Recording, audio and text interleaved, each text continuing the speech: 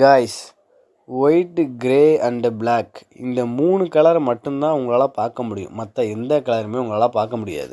எக்ஸாம்பிளுக்கு நீங்கள் ஏதாவது ஒரு கலர்ஃபுல்லாக ஒன்று பார்த்தீங்கன்னா அது உங்களுக்கு ஒயிட்டில் தெரியும், இல்லாட்டி பிளாக் ஆர் கிரே கலரில் மட்டும்தான் தெரியும். இது ஒரு வகையான டிசீஸ்னு கூட நம்ம எடுத்துக்கலாம்.